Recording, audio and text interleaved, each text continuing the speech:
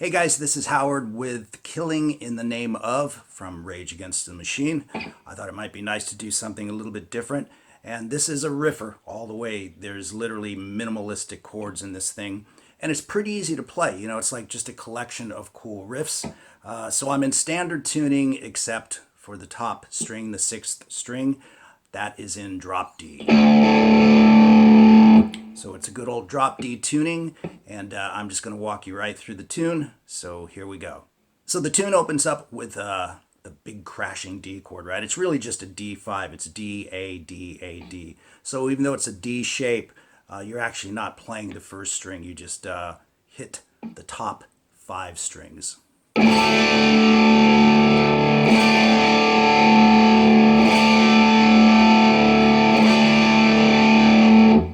Bass plays.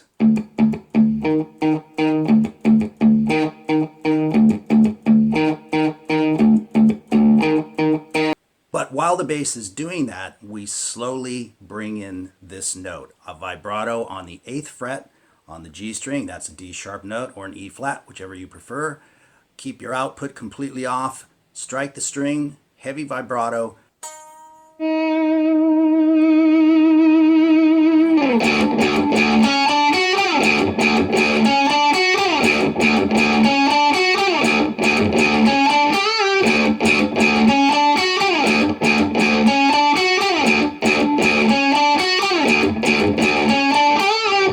So let's talk about that first riff, okay?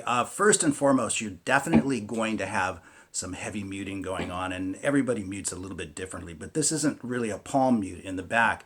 You're stopping the string and making it sound very staccato. And you can see I'm kind of doing it down here. You can do it anywhere. You can do it right close to the riff if you want, but you might get some harmonic overtones or something that you don't like. So I just kind of move my hand around and play it wherever I feel I can deaden the string the best, and sometimes I kind of do it here or do it there. So just find out what works for you. But the main thing is you're striking the string and then stopping it by muting it with your left hand. So sort of a seesaw type effect, okay? So let's do that riff nice and slow.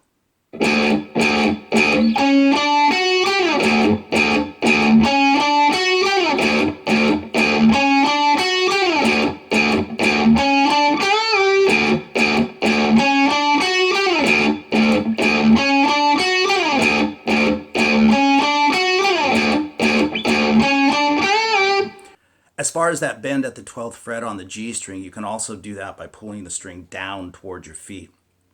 I push it up because that's most comfortable for me, but either way is fine. Whichever way you want to do it is totally fine, whatever works best for you. So that's that riff right there.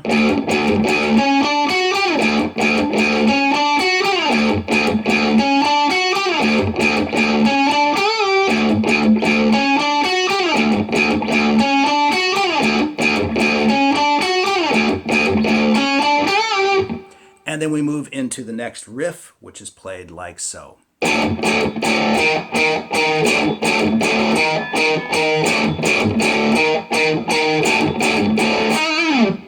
So I'm striking all 3 strings. I'm striking the 6th, the 5th, and the 4th string, but you can strike just the 6th and the 5th if you want to.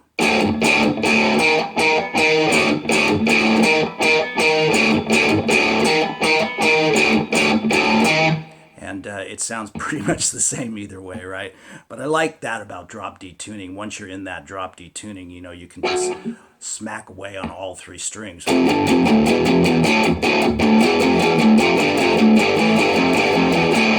It sounds pretty cool. So this riff played real slow is like so. And again, it's that same muting effect. Back and forth between the 2 paws. 6th fret on the A string.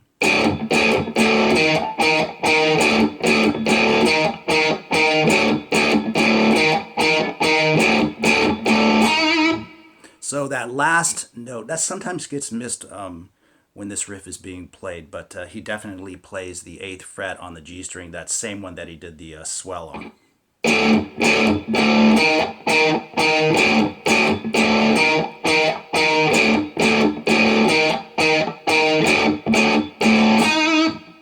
And then we moved right into the main riff of the tune. I consider this the main riff of the song. And it's a pretty cool riff, right? It's a killer drop D riff, and it's played like so.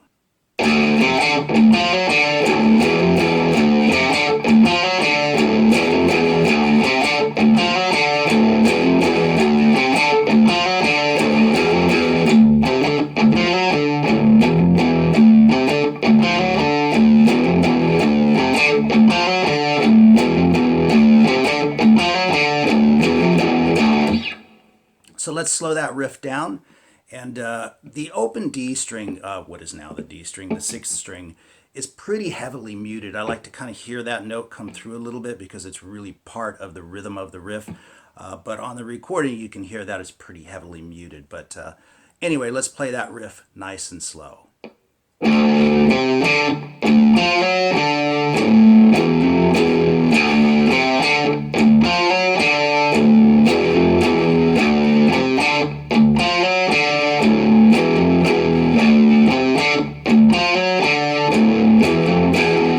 And again, for the, you can use just the top 2 strings.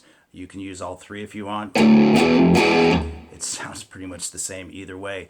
And I'm doing that with hammer-ons, which is the way I've tabbed it out for you. But you can also do it with slides. That works well as well.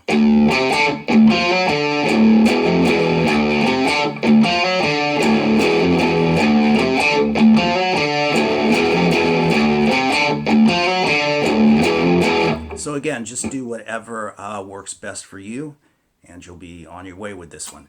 So that goes for a while, right? You're hitting the riff pretty hard, and then you bring it down quiet and mute it like I did.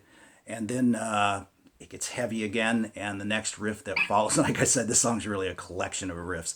So the next riff that follows is this one.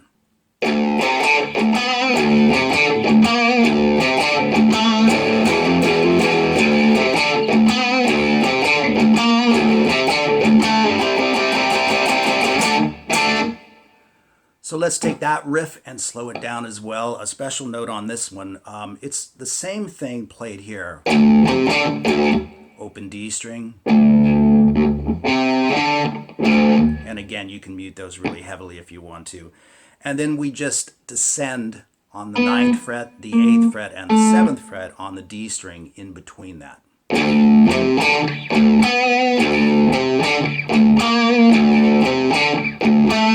But you want to use a real heavy vibrato on those 3 notes, okay?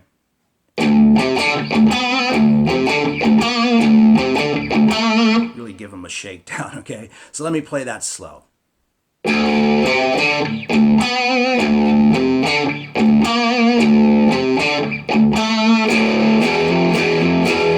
So again, you can slide those if you want to, as opposed to hammering them. Both ways works fine. But you hit the strings open, the top 2 or the top 3 again, whichever you like. And then 2 hammer-ons, 2 to 3, 2nd fret to the 3rd fret, and then rest it at the 2nd fret. And then come back and do the riff again.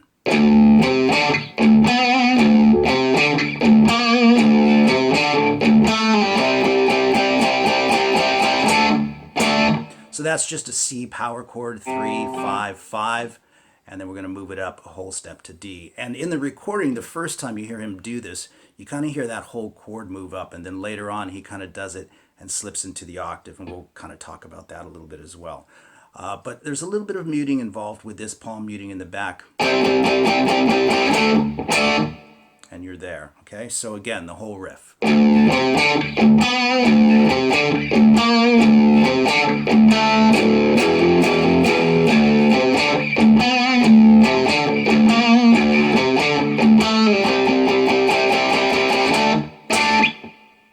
But you most definitely get into the octaves for the next part. Now you do what they told you, okay? And octaves, for those of you who might be new to them, I'm playing this on the 5th fret on the A string, and then you're also fretting the G string at the 7th fret. And the idea is to lay this finger a little lazily across that string so that the string in between gets muted out.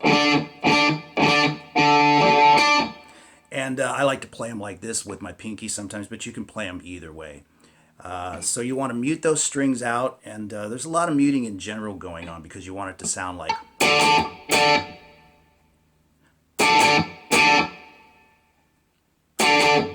So you can see I'm just kind of smacking away on the strings and kind of using various fingers in and around that octave to mute the rest of the string. So that's a cool little thing to practice if you're not used to it.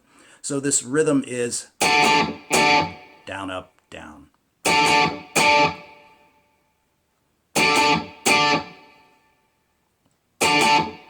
And then we move into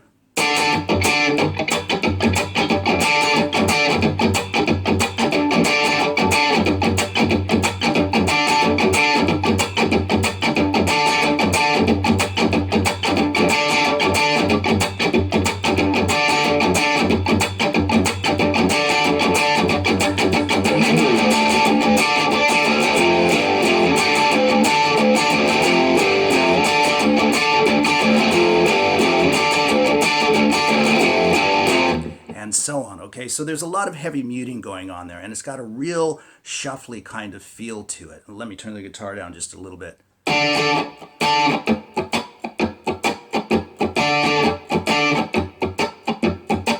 So I'm resting my hands to mute all the strings. So I'm just going down, up, but with that shuffle feel.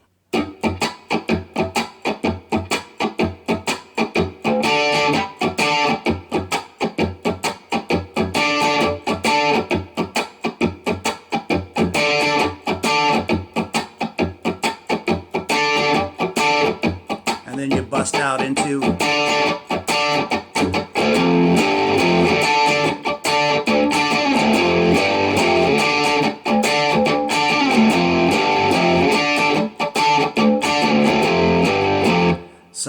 for that, we're playing and connecting with that last upstroke. I hope you can catch that okay. Again.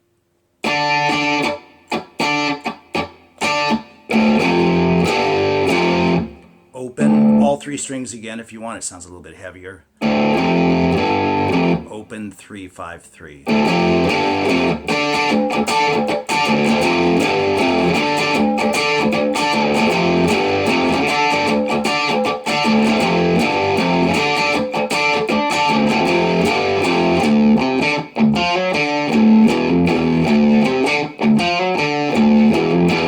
Right back to that riff right there. So it's a pretty easy song to play, like I said, but it's just sort of like a collection of riffs again, but it's got a really cool pocket to it. Everything they do has a really tight pocket. But when you return to the riff on the 4th time it's played, there's a little tag added to it at the end, and it's played like this.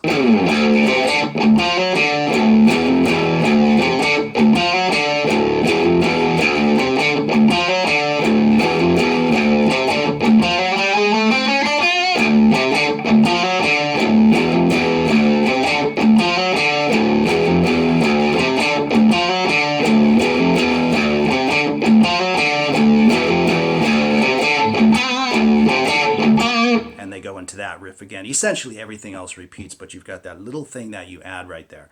So let me play that nice and slow. This would be the 4th one. And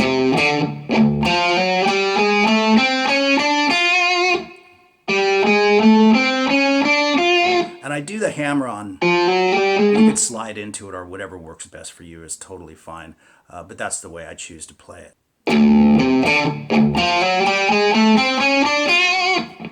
I think that sounds pretty sweet. That's a cool little lick that they put in there. So as I say, you repeat everything, okay, and you wind up all the way back to this part.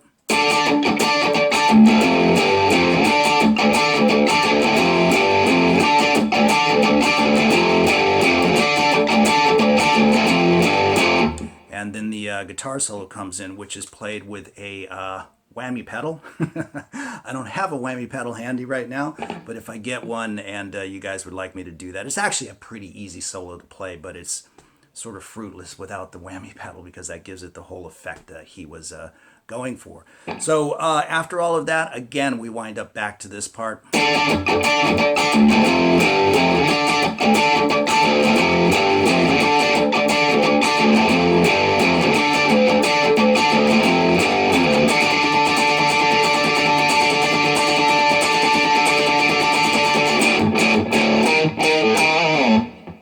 And it ends. And that is truly probably the hardest part of the song, that tag at the very end, how they end it. He's locked into those octaves that we've been working with so much, and he's playing this.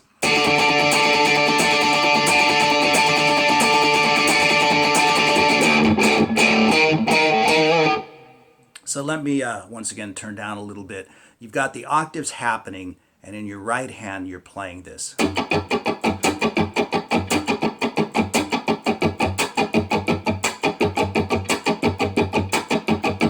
That's like 6, right? 1, 2, 3, 4, 5, 6. 1, 2, 3, 4, 5, 6. 1, 2, 3, 4, 5, 6. 1, 2, 3, 4, 5, 6.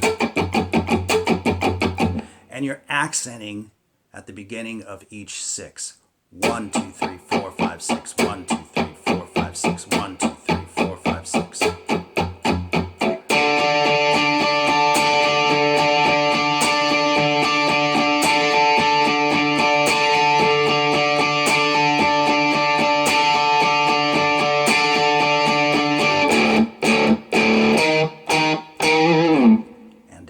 Okay, so there you go with Killing in the Name Of from Rage Against the Machine. It's a real riffer, that's for sure. I hope you guys enjoyed it.